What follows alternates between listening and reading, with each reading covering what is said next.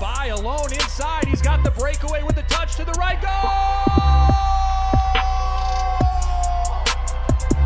Everything you wanted from this debut. It's Brandon by taking a shot with the left. Goal! Isaac Friend from 25 yards out. The equalizer. Will Kidd with the touch of the goal.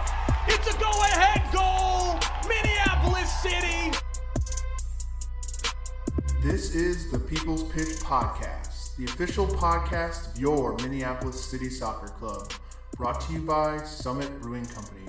What is up, my soccer friends? This is the People's Pitch Podcast, the official podcast of your Minneapolis City Soccer Club. I am so excited to come to your ears today, this week, because we have actual soccer to talk about, people. I am your host, John, and as always, I am side by side with my trusty partner, Nate Morales. Nate, I have gone back to 9-year-old John at Christmas when I opened up the NES console that I had asked Santa for years, and I'm just geeked that it is soccer. All I wanted was soccer for months, and it's soccer that we have been given. How pumped are you, man? It's here, baby. I can't believe we're going to talk about actual Minneapolis City players playing actual Minneapolis City soccer tonight, even if we're just playing with ourselves. So let's not dally. I mean, if you're not playing, you might as well play with yourself. Anyway, so the hashtag MPLS is back. The Ben Wexler Brotherhood Cup, whatever you want to call it. Soccer is here, as we mentioned. So the Ben Wexler Brotherhood Cup made its debut late Wednesday evening at the National Sports Center up in Blaine. Brand new turf, super awesome. We had 50 players just buzzing around with competitiveness. We had socially distanced fans. We had some high-level soccer. Our chairman, Dan Hudeman, even got some minutes between the sticks. It was all there, folks. And as a reminder, as far as the league format, we'll talk a little bit about it in a second here. But if you're interested in learning more about what we have going on, not only on the pitch but off the pitch, and then how you can sign up to be one of a few we are allowed in to have a socially distanced fan experience, you can go to our website, mplscitysc.com/7v7-league. All one word, 7v7-league. We'll post those that URL in our show link, but you can go there and get all the details on what this program we're running is and how we're bringing you live soccer action. But for those of you who have been following along, we launched the super sweet program we call the Futures program. That's going to be kicking off here, fingers crossed, in the winter months. But what better way to roll a program like that out, Nate, than piloting it with our first and second team players? So thus the full 7v7 league was created. Then we gave the team some super sweet names, took things way over the top like we always do, gave them names that harken back to famous Minnesota musicians. Some of the guys had no clue who Trampled by Turtles was, or Morris Day in the time. But hey, you teach a man to fish, right? So anyways, here we go, man. We got soccer. That's right. Yeah, and every week, the 4 teams are going to pair up and they play each other. So that's 2 games per week up there at the NSC. And besides overall record, along the way, we're tracking goals for the Golden Boot Award. We're tracking assists. We're tracking weekly MVPs. An MVP is awarded by the coaches every week. And of course, this all lines up to our Pick'em League, which we're going to talk about here in a little bit as well. But first, John, let's talk about the matchups from last night's week 1 action. Before the buzz was high during our all-player warm-up when they got there before things kind of kicked off. And as fans who had signed up were joining our attendance in their safe environment entering the facility. But you could tell that by the time kickoff came for this, the competition was going to be fantastic. I think both games went on side by side. So you kind of sign up for whichever game you're going to be able to watch closer, but you can definitely see both games if you wanted to look past the one that you're sitting by. But we had a couple great matchups. We had Tackled by Turtles, had a late scratch in net, some controversy right out of the gates, where Chairman Dan Hudeman had to dust his gloves off and stood between the sticks for an injured Matt Elder. Yeah, he stood between the sticks for an injured Matt Elder. Another interesting plot line development just about an hour before the whistle blew.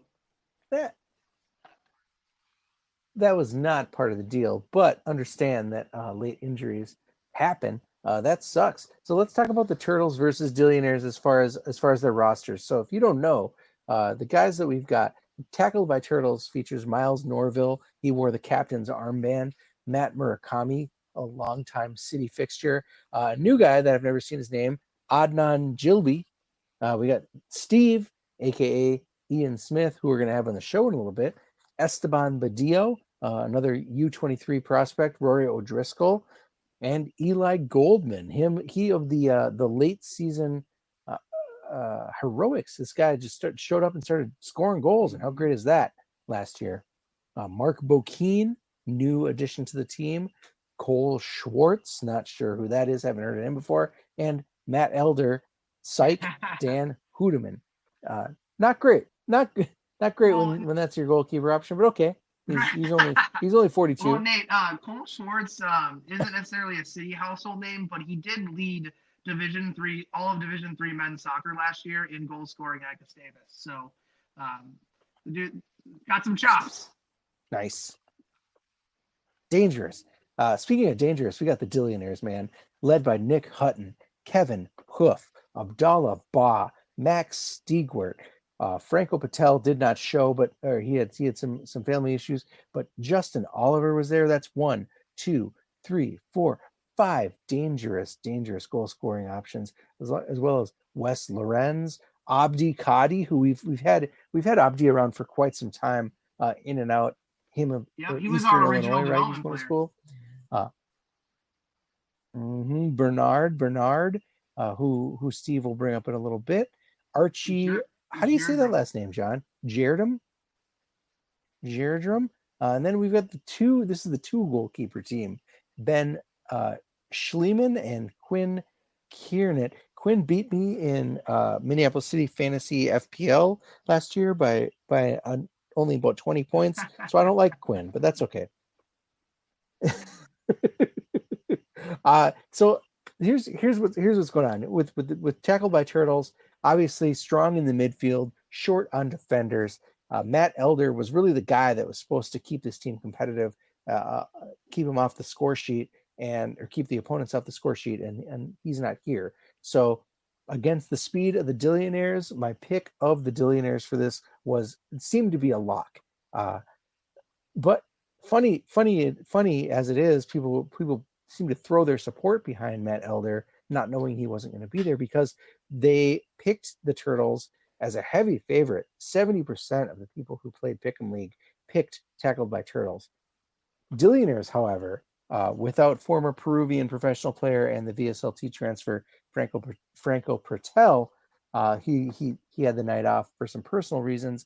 That's okay, because you got Hutton, and he was active and he participated. Hampered by a thigh injury, doesn't matter. Justin Oliver steps up. The attack on this team, sick.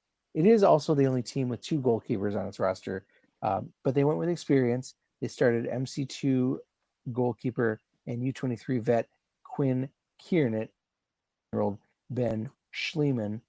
So as far as highlights go, the game was just so end to end from jump that it forced both goalkeepers and Chairman Hudeman and Kiernet into some early saves, but saw the Dillionaires get off to an early lead, which we saw them really never give up. So the underdogs in the betting world, the betting world leaned heavily on, with their stout backline led by Wes Lorenz and everyone's future club legend Abdallah Ba, stopped waves and waves of that high-powered attack and really put in a good shift. I mean, without stifling out some of that attack, it was constant right away. Then they had the ever steady Max Stiegward holding down the central setup play that led to the highest offensive output that I've ever seen by OG development player Abdi Kadi, surprisingly adding in 2 goals in the win. The upset win, the former U23 star and current UW Green Bay Phoenix player and Bernard CB Rule chipped in with 3 goals and two assists.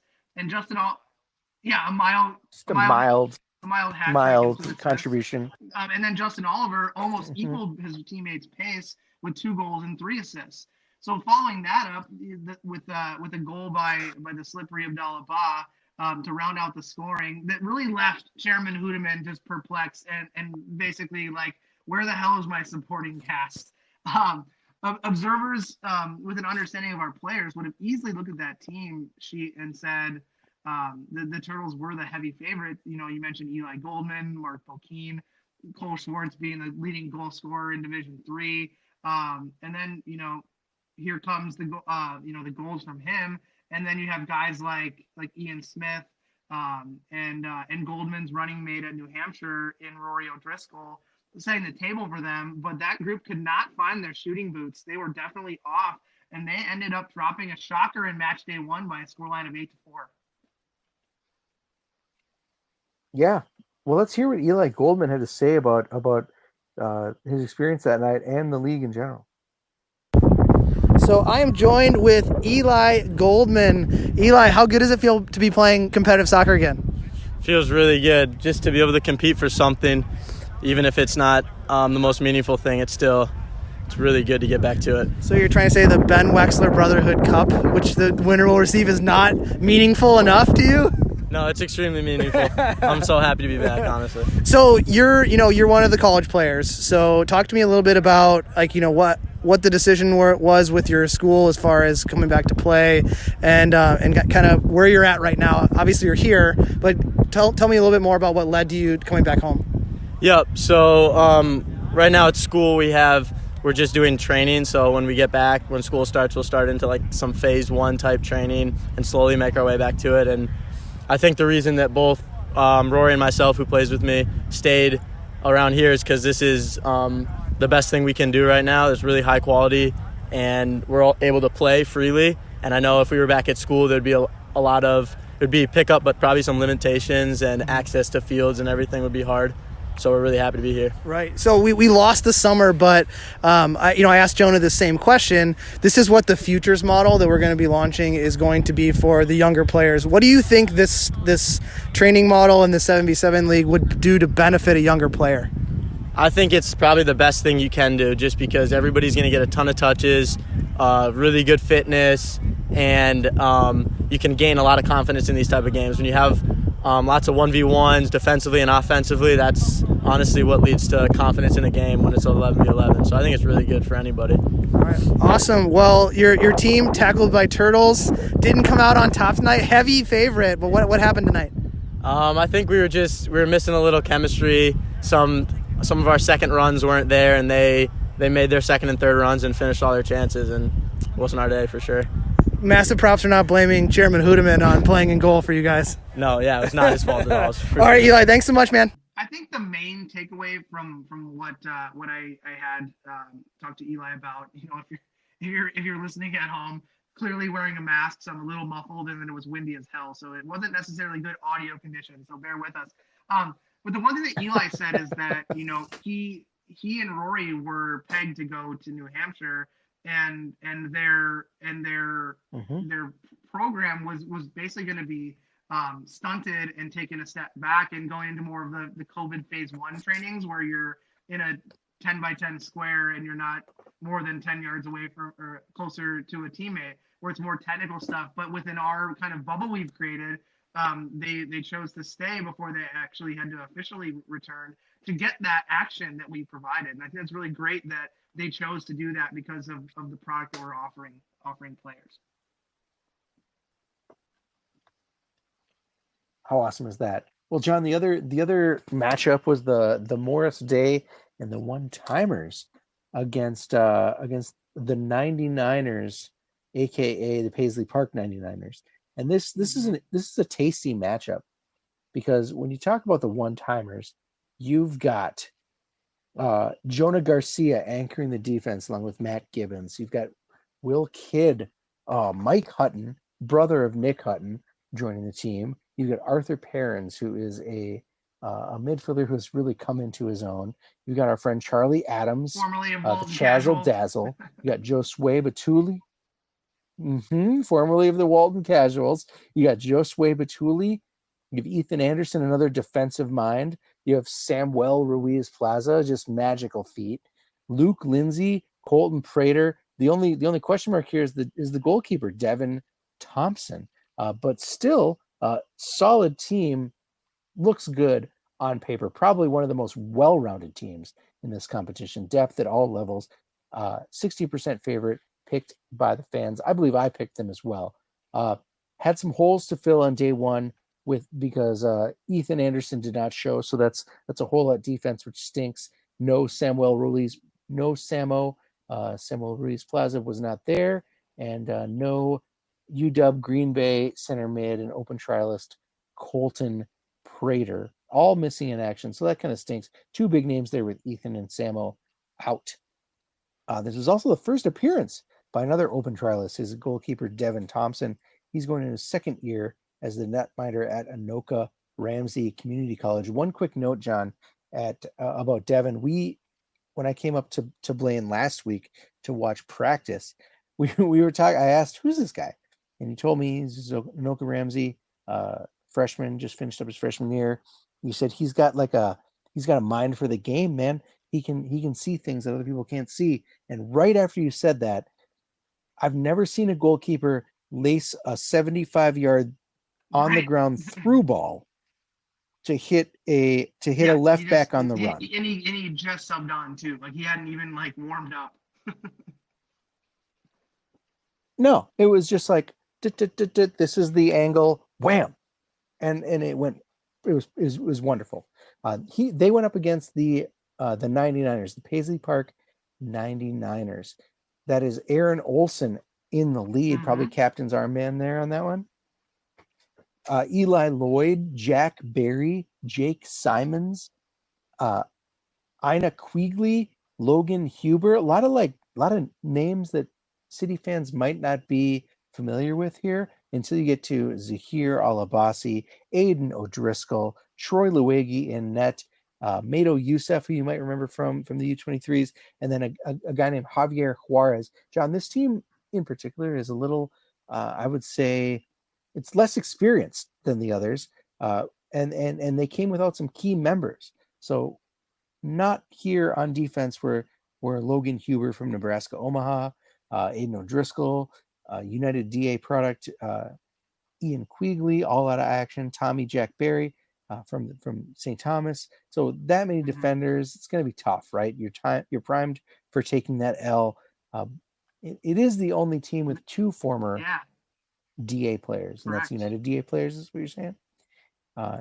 But they added a free agent to the and that is 2016 frontman and first ever goal scorer in Minneapolis City history, Matthew Guay. Matthew Guay, the wild card, shows up and joins the 99ers. What happened? First of all, let's hear what newcomer Eli Lloyd from the 99ers had to say about this groundbreaking evening. All right, so I'm now here with a different Eli Lloyd. So Eli Lloyd has come to us from the Minnesota United Development Academy. Eli, what's your perception been on coming from that environment into what we have? One thing I will say is, which I like a lot more, is the competitive nature. Like in our practices, like everyone was there, but like to get better. But like, say if we were doing a simple drill, it wouldn't be as competitive. Where in everything we do here, like everyone wants to win. Even if it's like a simple passing drill about like getting a certain number of passes or like anything, everyone has like a real determination to win. So personally for you, do you feel that this environment, not necessarily playing with guys your own age or within a year or two of you, do you feel this environment playing against like men, like bigger, faster, stronger guys, maybe more experience, is benefits you in your game for when you do get back into playing with people around your age? Yeah, for sure. I feel like I've had to adapt in a lot of ways because, like you said, they're bigger, faster, and stronger, where at my age, I can get away with a few things, or like say if I have a bad touch, I can catch up to it more. Yeah. Where here, they're on it right away, so I have to clean up my game more, and it keeps me honest. So, have you heard much more about what the DA is going to do, or are we pretty much at a standstill, and then this is best case scenario for you to have something to do until you hear? Yeah, so they haven't really, they said they're going to make an announcement soon for the 17s or whatever. I don't know about the younger academy, but right now I think they're planning on having something for us, but they haven't said much. But I'm really enjoying the environment and like being able to play. It's a really good alternative for. So we're creating our own type of development program called the Futures Program, and this is actually going to be the full model where there's the training on, the training's on one night and then a 7v7 league. How do you feel that model might be beneficial more to than an actual DA model where you're traveling a lot and you're playing full 11 games, where this could be something that's supplementary to also doing that? I feel like, well, obviously I know for younger ages too, they have to pay, and so it'd be a cheaper alternative. And also if they want to stay closer to home, versus where I know like for academies, like you have kids coming from all over the country, and so it's like, say if you're here in Minnesota, like it's easier and you're closer to home, and like the speed of play too, like it just makes you better. So I'd say it's a really good alternative if anything like this. All right, awesome. Well, we're happy we could give you a home. We look forward to seeing you in the Futures League. All right, thanks, man. Thank you for having me. So interesting conversation that I did have with Eli. So Eli is one of the Minnesota United DA players who was kind of left without a home with all the stuff that's going on with that club and his position, and reached out to us to see if he could at least get some high-level soccer. And it's really great to hear from him, to kind of juxtapose what the Futures program is potentially going to offer a player like him, but also to hear him say something that is pretty good to hear for us, in that he said, he hadn't really been given a heads up on really what's going on with the DA, but regardless, he really loves where he's at. And all the things that we're going to be talking about with former kind of young man in the clubhouse, Ian Smith, a little bit later on in the show here, they talk a lot about the same things, about how you're playing with bigger, faster, stronger players. You're not the guy. You're a piece of the puzzle. All of those types of things. So it's really great to hear that from basically a 17-year-old. Yes, sir. Yes, sir. That is very cool. But let's talk about the game, which we haven't really quite talked about yet. John, you were there. What happened in this match between the one-timers and the 99ers? 1-99. So the one-timers started off hot out of the gate and just locking down the 99ers attack, which you might look on paper as like, I don't really know a lot of these guys, but it kind of is that dark horse team of guys that can really play, but we just know people in the city clubhouse or the fandom have never heard of. But they had very calculated, the 99ers were putting together some very calculated attacks through Arthur Parents, and he was linking up really well with his former U23 running mate of Gustavus, Matt Gibbons, and they found an early 1-0 lead, like almost right away they found a goal. So we thought like they were flying high, only to get quickly countered on when their spirits were a little bit too high by the 99ers through some fantastic link-up play between, say, U23 player Jake Simons and then former Twin Stars player Javier. He goes by Gato, the cat, Juarez. Yeah, so Gato and Simons linked up really quickly, finding striker, Youssef streaking, from the outside in and leveled the scoring. It was not until after halftime that we would see another goal, Nate, which is kind of hard. Yeah, it's kind of weird when you're in that format where you're thinking shots are coming left and right. But after halftime, we would not see another goal by both teams until shortly, into the real throes of the game, because Devin Thompson and Troy Luegi were just standing on their heads for their respective teams, trying to keep their teams their teams in it. But then you saw some of the heady veteran moves of Aaron Olson organizing this young, in some ways hodgepodge 99ers team, and they showed they were the surprise of the night. Given their ability to kind of quickly turn defensive stops by Thompson or by Olsen himself into almost immediate scoring chances on the other end. So a lot of early chemistry for this team. So as the teams kind of traded blows back and forth by way of just well-earned, hard-fought goals, things turned worse for the one-timers. Attacker and club-leading goal scorer, all-time leading goal scorer, Will Kidd, just directed a rocket of a head ball that would look to beat Thompson from a well-rated service from Matt Gibbons off the outside, off the crossbar. And that would really be their last chance. And I think that was the momentum shift because they didn't add to their tally. And the 99ers just counterattacking efforts were just way too much for the favored one-timers as they could not keep themselves in the game. And we had our second upset of the competition, Nate. I mean, if you went by the picks, Yeah, yes, two upsets. So my overall thoughts was number one, this is replacing my keys to victory here in a normal show that we would have done this summer. But it was just so good to be back, and Ian Smith will talk a little bit about it later, and we'll have that conversation with him. Also, shout out to Sarah Schreier. She set up a great system for the fans to come, which was both safe and seamless. Everybody was well positioned in their designated areas, and even after both games, the guys kind of half jogged over and kind of gave the fans a little bit of a shout out for coming. So it was great to have the fans out there, and Sarah did a really good job of conceiving a model that worked well. But the main thing is, Nate, the 7v7 model worked. And it was a hell of a lot of fun to watch. And we'll also talk to Ian about this shortly. It was a hell of a lot of fun for the players to play in. That's awesome. John, you also had a chance to talk to Jeremiah Johnson, right?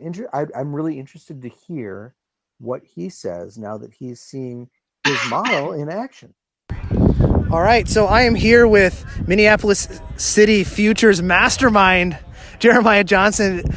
Jeremiah, we're at the first league night of whatever you want to call it, the Ben Wexler Cup.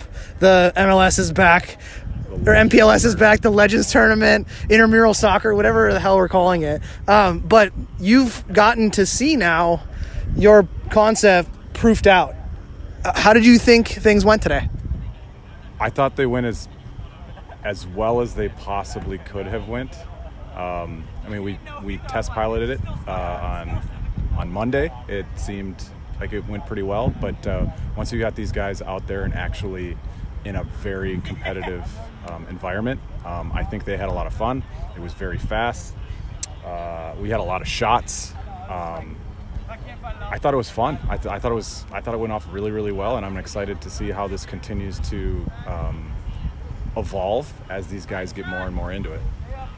So we talked to Eli Lloyd, who now people know his name and know that he came from the Development Academy, and he talked about how regardless of whether you're with the DA or the Minnesota United DA, or you're with a club team, that this model is something that would be absolutely beneficial to a younger player. Do you think there's any adaptations that you now having it proofed out that you would make, or is this really what's going to actually work for the futures? So, being on the Blaine surface, it's probably going to be much bigger than with the futures when we're inside. So I was a little worried on how well it would work 7v7 or 6v6 plus goalkeepers, but these guys had no problem with the space, so I don't think that's a worry.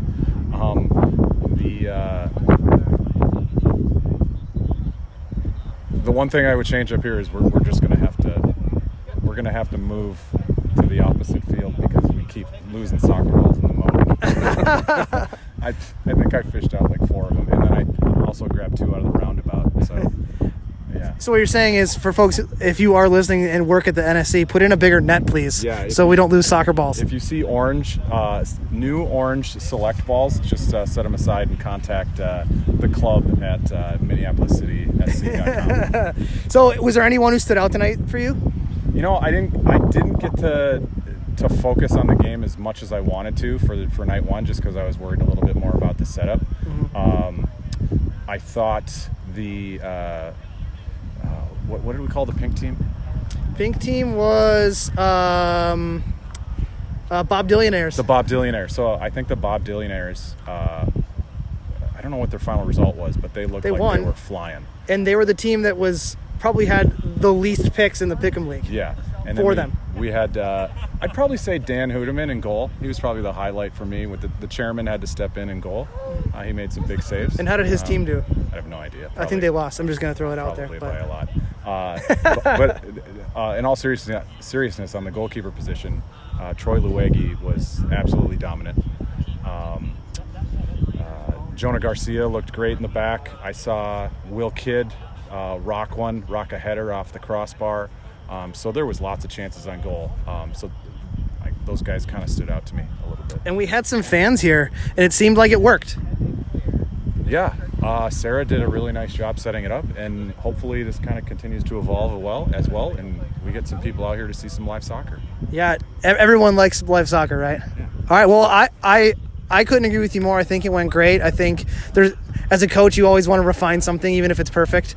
So I think we started out at a really good step for not only this fall league, but also to continue to proof out the futures model. So thank you for conceiving it and having that futures baby for us to be able to grow here. So we appreciate it. Yeah, you're welcome, and thanks for wearing your bright shoes. Oh, thank you. No problem. Anytime. You got hoofed. I mean, I don't think you could have said it better, Nate. Like, having the guy who conceived this model kind of see it come to life was really exciting for Jeremiah. And he tried to downplay it, but I could see it in his eyes when throughout the day that it came off seamlessly. The level was high. There was a lot of action, a lot of guys getting time on the ball. The way we split up the teams seemed to work. Unless the teams that you pick drop points, the level was super high. And I think that the main thing that he and I kind of talked about off there was that, we asked him, like, what would you fix? And he kind of made a joke about not kicking the ball over the net into the moat. but we talked about, like, how as coaches, you tend to try to pick at things to find another thing to adjust or to change. Even if it's not there, you try to find it. And I don't think there's anything that we would change by this. And I think it's a really great opportunity for us to pilot this program and give our guys what they want, which was competitive soccer, but also allowing us through week one to further validate that what we're going to be providing for these young adults between 17 and 20 with the futures model, like what we're going to be offering them is going to be fantastic. So, well, John, one of the things that we do as we play Pick'em is we have to track these things like who is the MVP, what are the scores, and we've kind of gone through that, but we don't have the MVP yet, and it's always chosen by one of the coaches. So it's actually each coach that's watching each team provides who they think their MVP was of that team, and then we collected all that info, and then Coach Matt Van Benskoten ended up ultimately picking the MVP of the week, which is the process we will follow for the next 7 weeks. And we are pleased to announce that week one, MPLS is back. Ben Wexler Brotherhood Cup.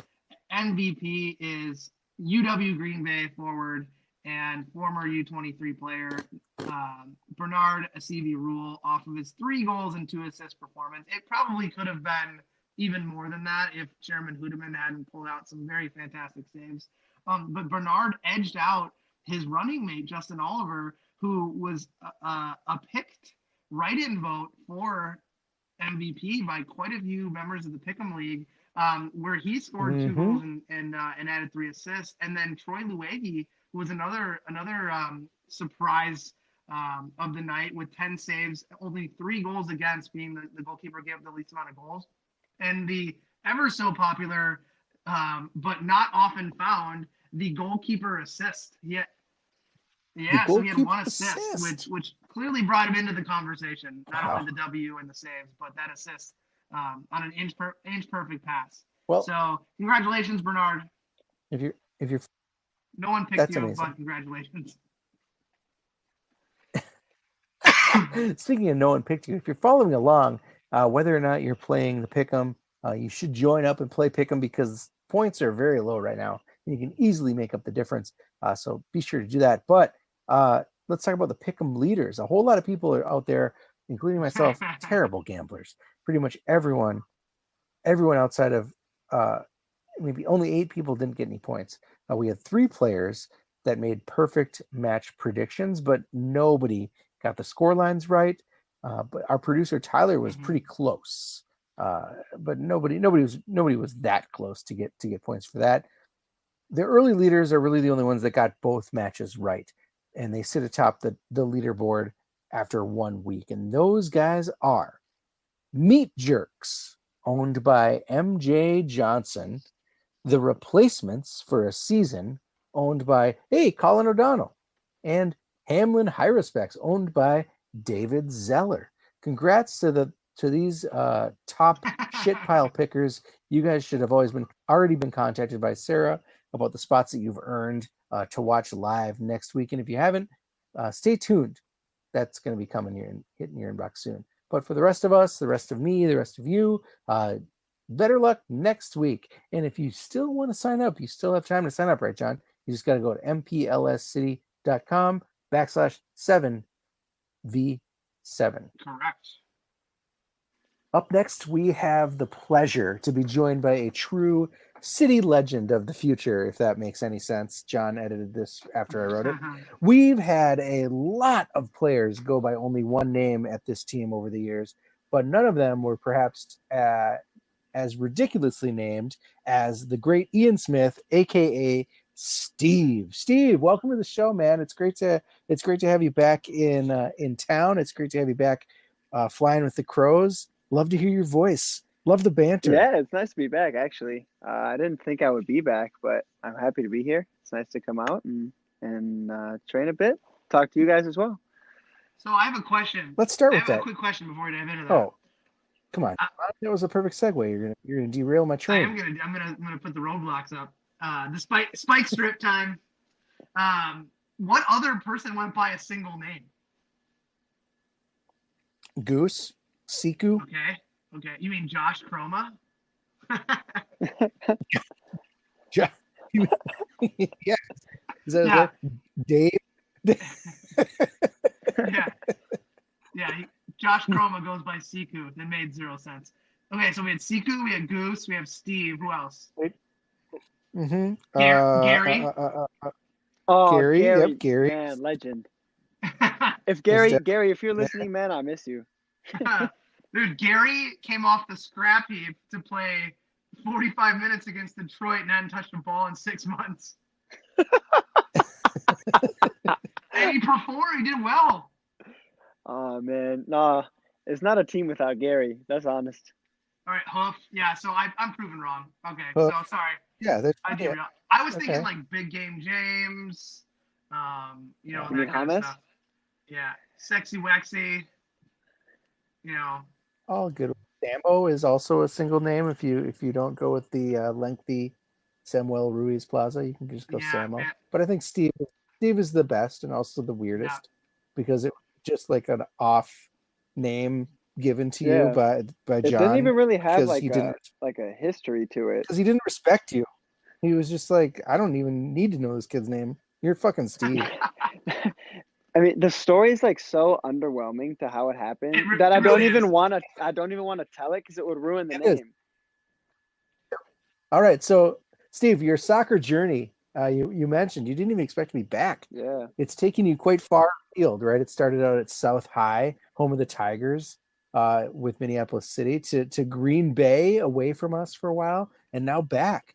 How does it feel to return to the fold, back where it all began? It feels nice. Definitely feels nice. It's a nice thing to kind of, one thing falls through and then you're, still at home and playing in a really great environment with some really good players all the time, with some good coaches as well. I think, in terms of having this sort of situation happen like the world's kind of in right now, I got pretty lucky to land with City again. Because, it's just nice to be at a place where you're welcomed and you know everybody and everybody knows you and kind of have a history with them. It's just a little more inviting, a little bit more comfortable. So I think that's made it a little easier on me, definitely. Mm-hmm. Yeah, like just a comfortable landing in a soft bed of pillows. It's like Cheers, like you walk in and everyone's like, Steve. hey. I mean, kinda. Truly, I think I walked in the first time and like when we were training in the winter and everyone literally said, Steve, when I came through the door. Here's a quick Steve question. So I'm totally derailing. I'm sorry. Go ahead. Oh, that's All right. cool. So, have you ever told like a member of the opposite sex that you maybe were met at an establishment or a party pre-COVID, and we're like, and we're trying to like get rid of them, and they ask you what your name was, and you said it was Steve? Have you ever used Not, that outside of soccer? I actually haven't. I have not. I don't think anyone outside of the realm of Minneapolis City knows that my nickname is Steve. Your coaches at Green Bay did though, I don't know. because Did they? yeah, because they asked me about it, and I didn't have anything to offer except for this is what we call him. Yeah, I don't remember them ever asking me about it. No, my teammates in college, they never knew that. They never like latched onto that. In college, they always call me Tony or just Smith. Tony. Yeah. Another nonsense. No, that one they call me that for Tony Cruz. Oh, okay. That's where that came from. Okay. Yeah, I give that no Okay, context, so that probably seemed just as that's stupid as respect. Steve. Yeah. But yeah, And even so, if you're like, no, it's cool. It's because they think I'm like Tony Cruz. The girl will be like, who the fuck? yeah. I'll be like, You're like- what do you mean? 4-time Champions League and World Cup winner? Come on. You're like, He played for the Cowboys. fine, just call me Steve. Yeah. Steve, you said you didn't expect to be back. Yeah. What were you up to before the Rona? So I finished college in December. So graduated 3.5 years. Congratulations. Was that 3.5? Not a super senior No, semester. it was cut short. I did in 3.5. So I got out also before all the COVID stuff, which was really nice, actually, when I think about it in hindsight. So you had I a was pretty graduation? lucky. Yeah, I actually did, which is nice. Did you invite John? I did not. That's weird, John. I was there. Nate, Then you're why not did you supposed to ask? tell him that, man. Yeah, then why did you ask that was That's our invited? secret, Nate. No, after I finished school, came back here for a little bit, was training with you guys, a couple times a week also. I was kind of in and out, trying to figure out trials and stuff, trying to push on to the next level. Nothing really worked out, so I was back here and I thought I was going to play with City, and it was all looking pretty set. And then all of a sudden, I got a phone call from a good USL2 set up in Portland, Maine. It's called the GPS Portland Phoenix. The coach there, really top guy. A few times I spoke with him. He seemed like a great guy, a really good coach, and he liked how I played, and he really wanted me to come out. And it was kind of like a setup similar to Des Moines Menace, where your whole life was pretty much taken care of, and it was a nice big club with a lot of money, and they would help you find, a coaching job within the youth teams and set you up with a nice family. Just a really, really good setup all around. So I was going to go ahead and play there for a few months and then see what else happened. But then, probably honestly a week before I was set to head out, because they were playing in the Open Cup. So they wanted me to come for the Open Cup squad. And then COVID all happened, and the Open Cup got canceled, and then the USL League 2 season got canceled shortly after that. So then I was kind of, stuck in no man's land doing nothing. And, thankfully the guys at City reached out to me and let me come back and play. So you were actually going to be a paid USL2 player, correct? I wouldn't say that, because I Or guess you signed like the professional contract, which meant that you could get compensation of some sort as opposed to being a college player. Yeah, where you could earn money from like other facets other than like a salary, kind of like coaching for them, or they would give you stipends and gas money and stuff like that. Mm-hmm. If that makes sense. All things that we have no budget for. Yeah, I didn't want to say it that bluntly, but yeah. Yeah, but how much So, summer like- are they giving you? None. None. Okay. I mean, Steve, that's Portland. That's Portland, Maine. Yeah. Portland, Maine. So you would have been playing up there in the Northeast. Beautiful, beautiful country. The lobster-kissed coast of Maine is a really wonderful Just place God's to be. country up there. So that sucks. So then that kind of, pretty much COVID put a halt to, when you think about it, coronavirus put a halt to the careers of almost everyone in USL2, right, and lower. Have you at all had the chance to connect, or do you have any friends that are kind of in the same boat? Like you guys were ready to go, ready to take that next step, and then now it's kind of like the rug gets pulled out and you're in Yeah, limbo? actually, a lot of guys I played with in college, um, on my team, on teams we played against, they're in the same boat as me. One or two of them have got kind of lucky and been able to snag a spot on the roster here and there. One of my best friends from St. Paul, his name's Brian Vang. He just got on the roster at Michigan Stars in NISA, so playing in professional soccer, which is awesome for him. The COVID And I have Cup. another, Mm-hmm. and then I have another friend he was from Guadeloupe, which is a small island in the Caribbean, but it's like Puerto Rico is to America, Guadeloupe is to France. So he was a French citizen, and he just moved back to Oh, France. So he's playing like in the lower divisions in France there. So he's lucky enough to find a squad as well.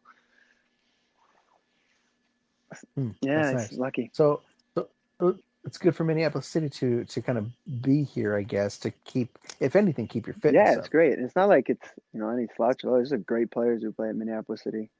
It's a really good level. I really enjoy it. Every time I get to come back, it's really great to play with the guys. And It's a nice style of play. so if you're following your snap stories, you've been doing a ton of training, right? So Yeah. you've been doing a lot of individual stuff, but you were training with some other folks that have some city ties or had the Mhm. potential of city ties. So saw you working with Marty, uh, Mhm. the Marty Party, Martin Brown Jr. How did that kind of come about? Man, I'm gonna be honest. That was one of the best individual sessions I've done in my life. Uh, and that's like Martin didn't ever ask me to like go out and like plug his company like this, but that was like phenomenal. I will really suggest it to any player at any level. He was like wonderful to work with because he was always a guy that I respected a ton as a player. And I've been in contact with him, all the time. Yeah, after we stopped playing together, even at City, someone I would talk to a lot, just see how he's doing, and he would always check in, make sure I was doing well, training a lot, keeping focused. He's kind of like an older brother to me as a soccer player, so it's pretty natural just to kind of hook on with him and say, hey man, like, can I just come get a session in? And he said sure, and he put me through my paces. It was amazing. It was a great session. And you were. Oh, sorry. Go That's ahead. great. I was gonna say, like, that's super interesting because I also follow Martin on Instagram, so I watch his drills and stuff that he's been doing in lockdown, and now that he's able to get hired on, he's definitely training some kids like in their yard or in on turf or Yeah. whatever. But like, was there ever was he ever the kind of guy in on the team or in practice to be like, no, here's how you should be doing this? Yeah, I mean, he was not gonna like yell at the whole team to do certain things, but there were so many times, countless times when I was, young when I played with him, like 18, 19, 20, still a young guy when I played with him. Yeah. And he would pull me aside all the time, like at least once in practice, a lot of times in games at half times. And like if I ever had stuff on my mind too, I'd like run it by him and he would always kind of talk me through it. He's just a soccer mind I really respect and I really think highly of him. He's just very, very Just a good cerebral dude. player. Yeah, he's a good dude, cerebral player, and I mean his left foot is dipped in gold. It's unbelievable. He's a great player. So Yeah. you were also training with Sam Thornton, who was your teammate up in when you played in the USL2 Yeah, in the previous summer, who was actually slotted to play with us this coming summer. He's up here, living his best life with his girlfriend and Edina at their yeah, in their mansion and just able to train. So you got a chance to play with him. Was that something that you did after you worked with Martin, and or maybe you kind of did some of the same stuff, or did you kind of guys share ideas of what he was doing and then what you were doing on your own and kind of collaborate a little bit? yeah. I mean, Sam's a striker. You have to keep that in mind. So he doesn't want to like do a million like hours of technical work. Sometimes we would go and train, and like I would want to do some like passing and technique, and he'd be like in his English accent, like, "Nah, mate, I'm not bothered by it. I'm not bothered by it. Nah, man." And it was so good. I'd be like, "Bro, we have to get like some of this in, like a little technical work, like it's good for you." And then I would like get him to do it. We would do these touch drills, and then like by the end of the summer, he's like, "Man, my touch has gotten so much better, like so much cleaner off the jump." And I was like, "I told you, man. Right, It's good for you. you got to sharpen the blade. You have to. That's how you engineer half a chance. But yeah, Sam, it's actually a funny story. Sam and I lived together in Green Bay too. We had same host family, so we lived in a really nice house there together. Um, and then he was a really good striker too. He's just like a bully. Just creates half a chance out of nothing. Like just puts his hand on you, gets around the corner, and just crushes it. Well, he's built like a mixed martial artist. Yeah, So he's that, built like McGregor. yeah, he is, but He, bigger. yeah, he built like Conor McGregor. He's massive. So, my next question kind of talks a little bit about the past and then kind of how the club's moving into the future. We did launch our futures program. I'm sure you're well aware of it, and the folks listening Hmm. are well aware of it. But you were kind of that first crop of players that came through in the very formidable year in before you went to college. And I mentioned it on the show when we talked to Jeremiah about the futures program that we've actually been developing players for the next level, whether we called it the futures program or not. I mean, you were a full squad member, but you came in, after high school and saw the immediate benefits of playing with us. Can you talk a little bit about that, and maybe a little bit about how the model that we're going to be putting the kids from like 17 to 20 through is and what that might be beneficial to a player at that kind of formidable age as they're moving on to the next step. Hmm. Yeah, I know. I was 17 or 18 when I started playing with City. It was the first season, so I was on the first roster ever, which is really cool actually to be so young and be on like the inaugural roster of a club that's kind of grown to be, I would say, pretty big in the lower league uh, ladder here in America.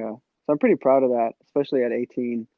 It was pretty tough, I remember, but it was like baptism by fire and in a good way. I had a lot of good players around me too, giving me good advice. And I just remember I was uncomfortable all the time in the games and the practices, but like in a very positive way, like in a way in which you're learning, a way in which like, your mind and your body is like being pushed to its limits all the time.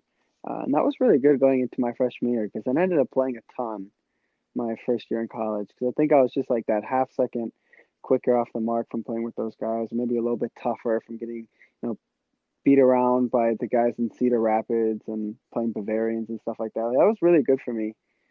I don't remember actually like playing the best that first year, definitely not, but I remember learning a ton, and that's really important. And I think the Futures program is kind of designed to do exactly that, teach these kids and give them a really, really good foundation in which they can take to the next level, whatever that means to them. If they're playing junior college or if they're playing varsity in high school, if they're playing Division 3, 2, 1, A and AIA, like whatever it is. I think just building that foundation of good technique, good habits, good rhythm on the ball, being tough, all those things are really beneficial. And I think Minneapolis City's always done a good job of that. Yeah, something that kids experience, I think, as they develop as youth players, is this idea that um, you know they're just trying to get into a system, right? And it's like if you're in the system and you get the system, then you can be there as long as you can perform in that system. But Hmm. really, it's like, what about the kids that haven't came up in that system? What about the kids that come up with it in something that's a little more free flowing, a little more visceral, a little more from the heart, Yeah. right? And how do they fit to the soccer community in general? So that's why I think the futures is really cool, is because you can throw all these kids together that are different, not necessarily stages in their development, but are coming from different, looking at their development from different perspectives, right? Different angles. One kid coming from something a little more improvisational, one kid coming from something a little more MTA style, like possession based, right? And the team recognizes something in them, throws them all together, and like you said, Steve, like suddenly you're at full speed with guys you've never played against or thought you could ever see on the other side of the ball. Like that's gotta do wonders for your It development. does, definitely. And I think like on top of that, uh, it teaches them like you said, there's a lot of kids coming from freeform environments or different places where there might be like a star because they're 17, 18, like kind of a big wig in, Yep. Minnesota youth soccer or whatever they might be playing in high school soccer. I don't know, wherever they come from. I'm not even sure where you're getting the future players from. But I know I was one of the top players on my I was one of the top players on my MTA team, and I remember coming to city. I had to learn to more like play as one, which the one in the team, like just a piece of the puzzle. And I think that's huge because as you Hmm. get older in soccer, like you're not the star. There's one or two of those on the field at a time, and the rest of you are like just really, really competent role players. And you can become a fantastic player if you just do your job well. And that's a good thing to teach the kids too, I believe. Well, I think that's a really, really great point because you look at the landscape of Minnesota youth soccer, and kids are kind of put on a pedestal at an early age because they might have grown faster and they're bigger than everyone, or maybe they're more Hmm. technically gifted than the rest of their teammates, and they all kind of revolve into like the number 10 role or the number 9 role or whatever. Exactly. And then you put them in an environment like ours, and they're not the best 9 or 10. They might end up being a right back. And that's that identification of, like you said, as you progress, you're a part of a bigger thing, and you're not the Mm-hmm. focal point. And Totally. you really have to fight to become the focal point in a system that's a little more progressive. And Yeah. I think that that's what lacks in Minnesota soccer, into it from an outsider's perspective, being from playing in Ohio as a kid and Wisconsin as a kid. It was different from a youth landscape there. They tried to get the best players together as quickly as possible so that Mm-hmm. you could breed Hmm. that environment. And then that's why when you would play at the I'm sure when MTA would go and play, like the Columbus Crew Academy, or so some of the other teams around the country, those players have been playing together since they were 9 years old. Yeah. And now they're blowing the doors off a bunch of kids from Minnesota who've been told you're the best, and you're maybe not, and it's okay to not be the best, but you know what then need to catch up to. Yeah, I think that was like a good lesson for me, a really good lesson. Because the way I play as a player too is never going to be like this shining star on the field. Like I'm never going to be like a man of the match in some sense, and like in some facets of the game, like I'm not going to go score a hat trick or whatever. Just like get 8 assists or whatever. Some crazy things some kids in like these high school games can like do. And that was just like never how I Hmm. played and like still isn't. So I think it was really valuable for me to learn like how to do my job in the bigger grand scheme of the game really well. And then that's like helped me elevate my stock as a player because if you like play within your own confines and you play a style in which is good for you within a system that's good for you, and your your development as a player goes through the roof. Because I know I found that in college as well for myself. I think I've gotten exponentially better since I was 18 and just starting at City from learning something that simple. So now you're back, and you've got some time to spend with this 7v7 fall league, right? Like, so game one was last night. You guys have done a couple scrimmages and some practices prior to this, but so far, how do you see this 7v7 league benefiting all the players that are in it, and of course the team as a whole, and maybe more importantly, how I is it think it's benefiting you? wonderful in all of those ways. I think for the team, it's great to get. It is. I mean, it's great. Like from like just the team aspect, like every player loves to play 7v7 first off. It's like their favorite format. Small sided, the ball's on the ground most of the time. It's ticking Tons of well. touches. Yeah, tons of touches. I hear that a I lot. love Everyone says this. 7v7. Like it's my favorite format in terms of those trainings. Like of course 11v11 is my favorite. I love a game. But if we're in training and we're doing training exercises, I just love to play 7v7, especially as like a ball winning six in the middle who loves to run the rhythm in the game. It's like everything you love. You get the ball 100 times and you get to like break up opposition attacks. It's like amazing. It's everything right there for you, and you don't have to sprint around. Like everyone can kind of do their jobs on the field, and you don't have to move 50 yards. It's just a more compacted version of soccer, and I love Hmm. that for myself. And it gives you really good game fitness as well. Those short, sharp sprints in a small area, playing 60 minutes in that intensity as well is just great for you. And I think as a team in whole, it's just really good to play with everybody and play with other players who you might not play with a lot. Because I know some guys on my team, I don't remember playing with them too much in the past. So it's really nice to get that opportunity to play with new players, build new relationships with players. So I think all in all, it's just a really positive experience, and I think it's going to be fantastic. So when we had Jeremiah on to launch the program again, like I mentioned earlier, he talked about the benefits of 7v7 translating well from a coach's perspective to be able to still identify a player's 11v11 talent in a smaller setting, whether it's a defender, a midfielder, or a striker. Do you agree with that? Yeah, for sure. Because, like I said before, it's just like a smaller version of an actual game. 7v7 seems to be. You can tell in the defender the way he moves, the way he defends, where his body positioning is, if he's, really good. Because he's under constant pressure in 7v7.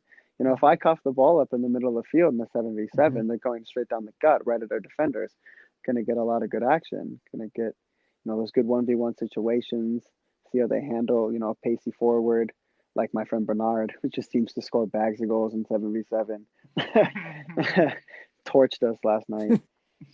Yeah, but for a midfielder too, I get lots of touches in the middle of the pitch and, see how your pass completion rate is in really tight spaces, see how you read the game as well on the defensive side of the ball, if you can help contribute to winning possession back for your team. And you're a striker, it's, how can you put yourself in a great spot to score a lot of goals? And I think that's all strikers are really judged on, right? They can have a bad game, but you bagged 2 goals, you played great. Right. I think one thing too that I noticed here as well last night was that everyone just looked like they were having the right type of fun, even if you were losing. Like everyone just was like happy to have a competitive element that they missed, whether it was in the fall or in the summer. And outside of a few testy moments, there was nothing dirty. It was just more of like everyone who we bring in has a competitive level that we look for, right? They're a battler, they're a fighter, and that's part of the profile we like to have for a player. But last night, to have all of those competitive minds in one hive was really fun to watch. Yeah, it was fun to play in too, because I know, like, for myself, we lost, I can't remember, like 7 or 8-4, and like on a normal night, I would have just been livid. As you know, I'm like really competitive, and I still was, of course, in that atmosphere. I'm really competitive all the time. I was like laying on the ground after we lost because I was pissed. But I just think I was also so happy to be playing a really small-sided competitive environment like that. It's just like a breath of fresh air from training or training by myself for months on end. I just think I was like really happy, and I think everyone else could probably have told you the same thing. It's just a nice, diversion from normal training and a great way to get a competitive match in while still in a nice, safe environment during, these crazy times. So, Steve, one thing we want to bring up is, you've obviously been with the club or on and off for quite some time, starting back when you were in high school. You hadn't even graduated yet, and you were playing for Minneapolis City, or maybe you had just graduated. I can't remember. But some could say that you grew up with the club, right? Like you said, you played with us when you're 18, 19, 20 years old. Looking back, tell us a favorite memory from your early time with the club. Like, when you say early, you mean the first couple of years, first year or two? First couple of years. I mean, the first thing that jumped out was the undefeated summer.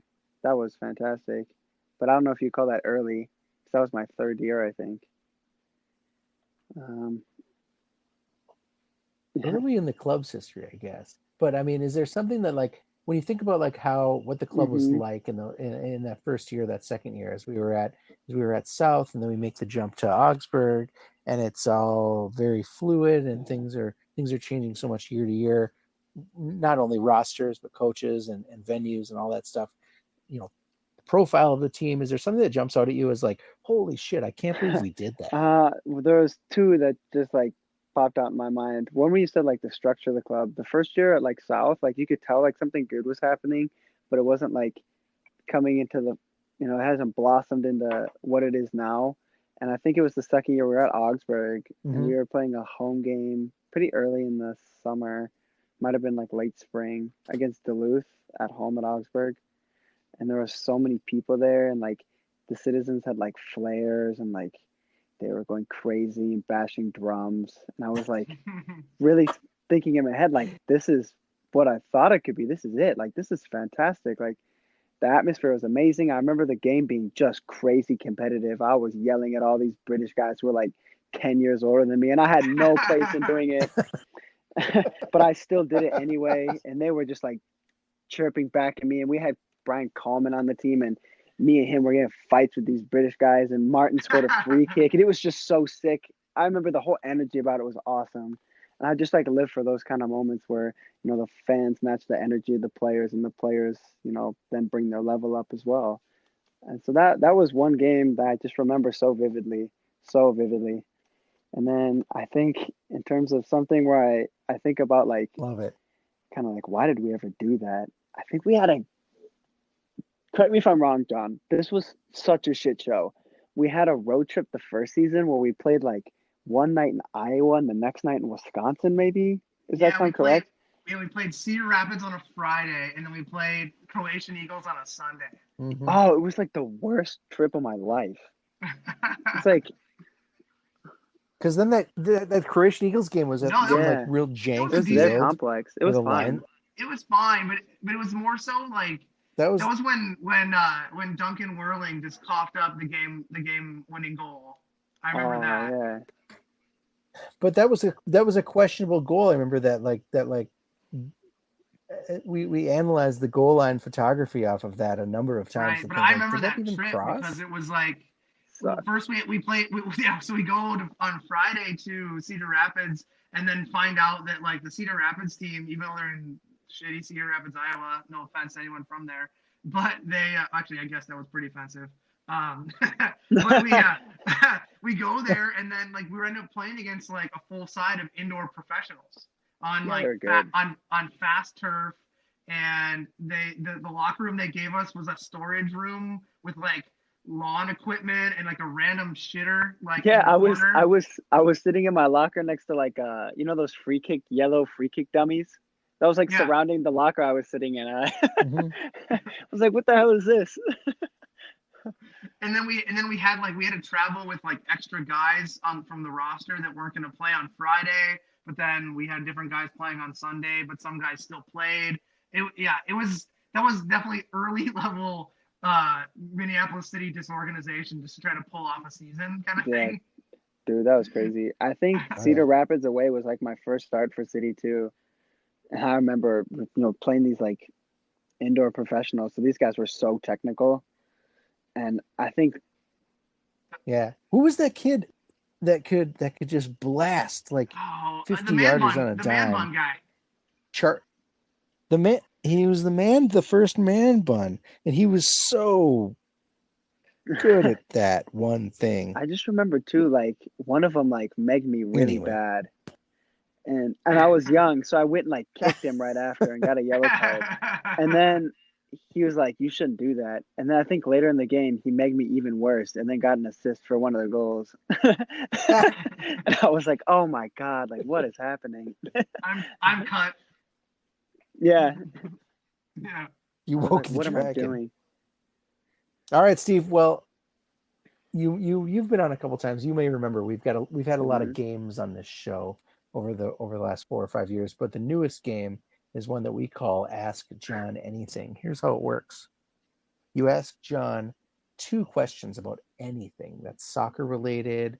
Could be something like which one of his kids he loves the You most. should have prepared you me, gotta get man. real Oh. with John. That's If- part of the game. You should Yeah. prepare yourself and listen to our that's on you, podcast. You man. suck. No, if I would have known this was the game, wow.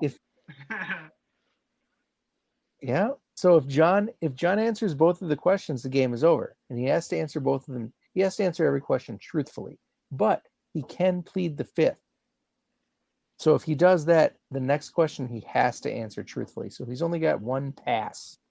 So the key is to get him to answer maybe one safe question and then really get him, or to try to get him right out the gate, and then try to get him again. I mean, the key is to try to just dig into John with some of the most psychologically mind-blowing shit that you can think of, but nobody's been able to do that yet. Because So I've been asked that's the which game. player do I think is the worst player ever to play on Minneapolis City. I've been asked about my first sexual experience as a young adult. But I have answered. I have come to play basically on my end. He's in. Yeah. The problem is that he's an open I'm book. hatched. You just got to know what I'm you got to know hashtag what page to undefeated right turn now in to. this game. This is kind of like if you listen to the BSI podcast when they have Iko Par do these interrogation things on people. It's like It's kind of what this close, reminds me of. Yep. Pretty So similar. so you're on the clock, man. Okay.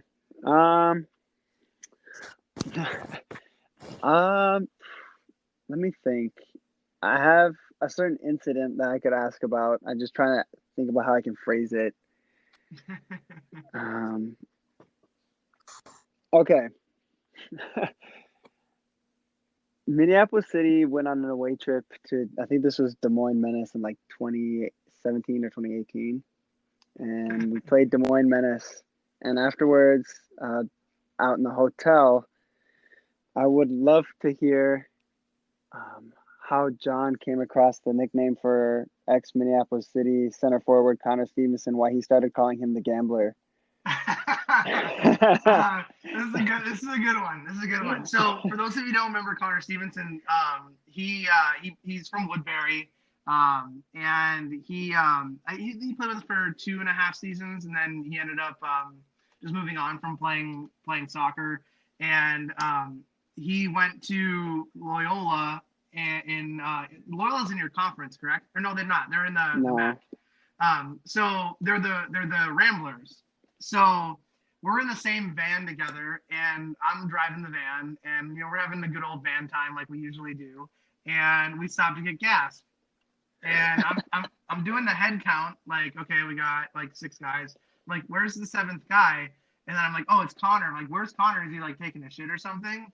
And then he comes running out of the gas station with a bag, like he bought some stuff. And he gets in the van, and he's like super quiet for like the first like 15 minutes.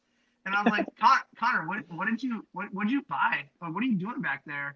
And he's like, nothing. And I was like, no, like what, you're doing something. What is it? Like, are you embarrassed? And he's like, I bought $100 of the scratch offs, and just seeing if I win. And I was like, wait a second. You stopped and bought a Gatorade and $100 of the scratch offs, and he's like, yeah. He's like, I just thought I'd just figure out if I could win.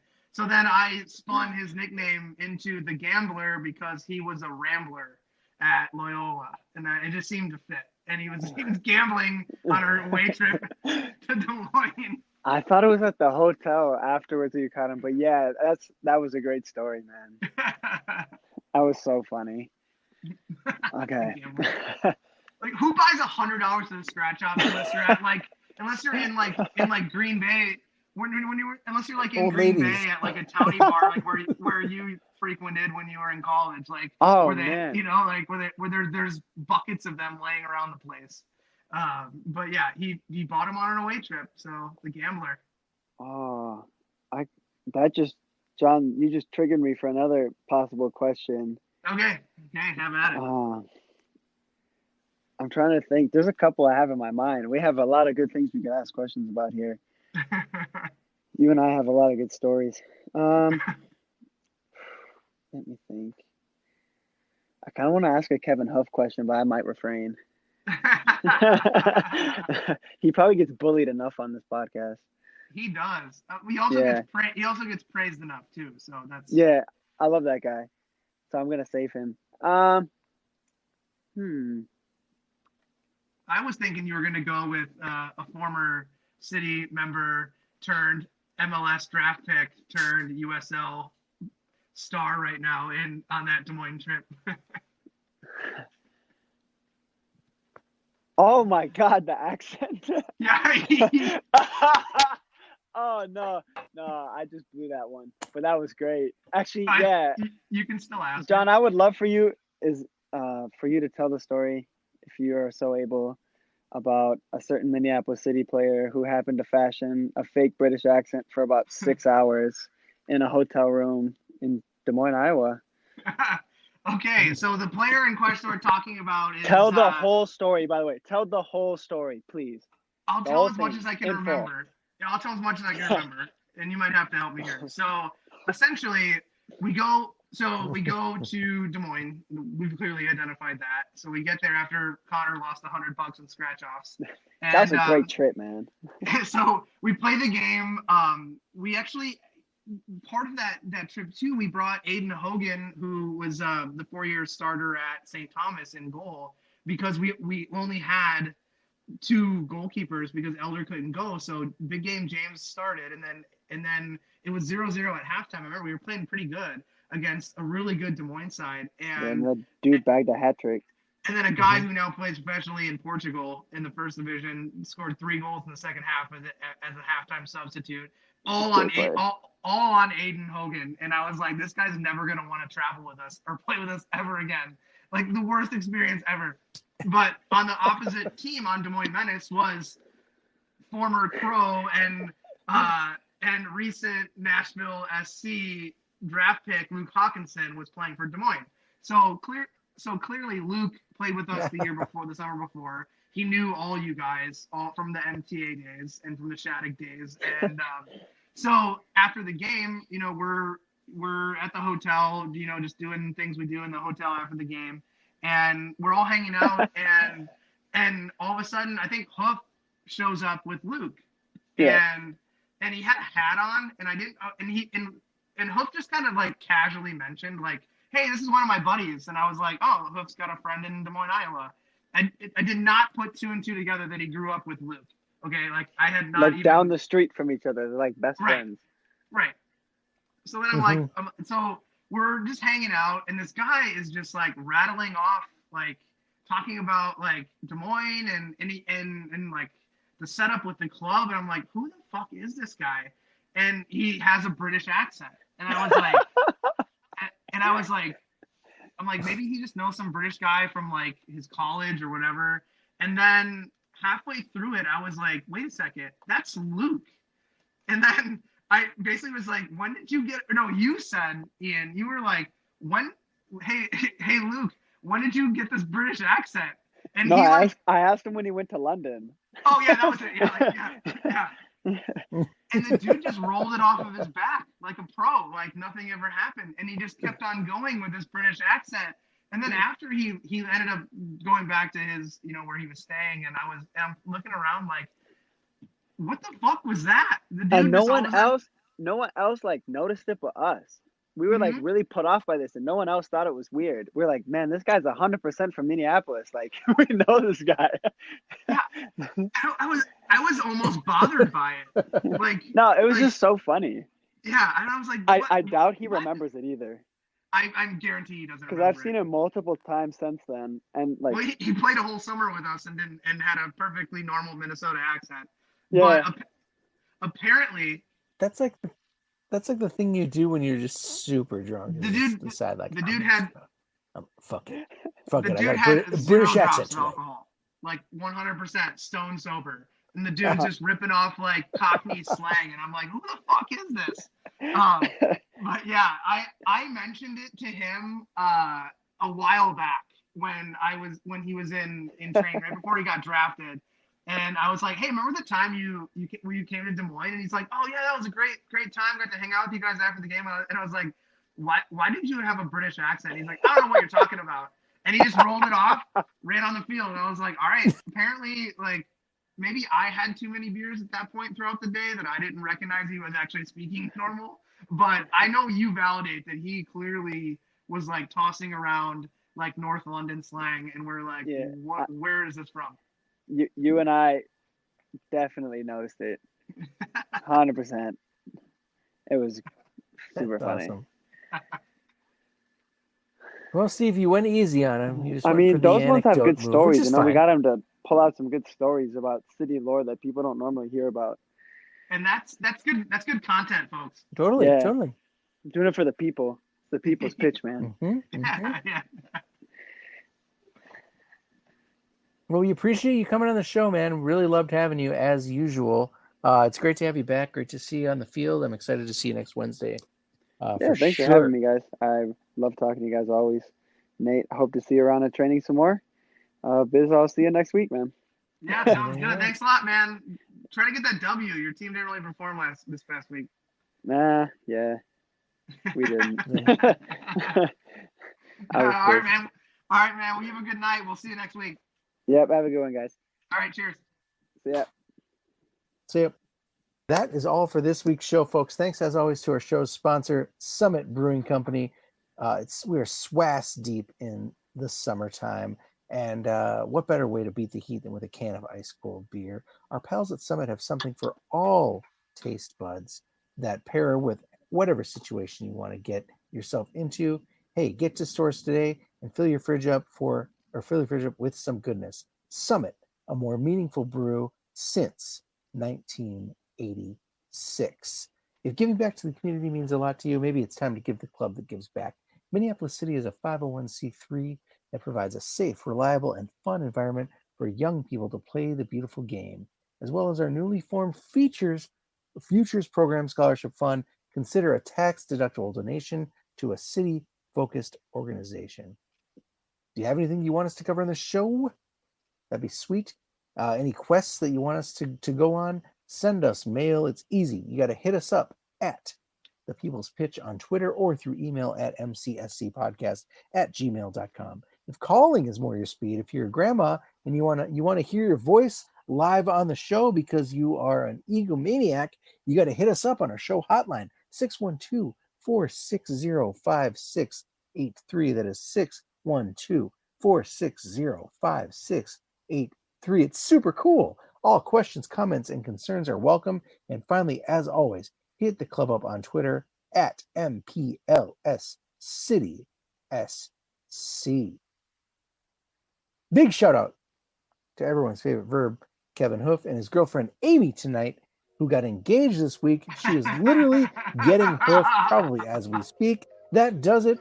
I am Nate. That was John. We're going to thank you so much to the Steve. We'll be back next week with more 7v7 action. Got to get those picks in. You got hooked. And like Amy, you got to get hoofed. Oh, that one's going to go over well. Poster burning maple weeds, cradle major keys. Thinking back, I've been major since the minor league. So supreme, too much sauce off my olive NMDs. I could staple steez, bend the goat so I get the cheese, never fall. Rake them leaves and make sure every moment gets seized and everything I see is. This is some outtake conversation for afterwards, so make sure You that got to we put this in the bloopers, man. Yeah. Do you even after have the bloopers? Stockman Willis jam. We can. Sometimes we'll fade out, we fade back in with some Easter eggs. So if you stick with us through the end credits, sometimes some bonus content. Some gold nuggets.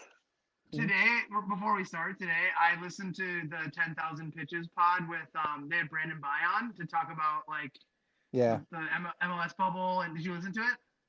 No, because I was like, that's a show we already did. Why would you do that?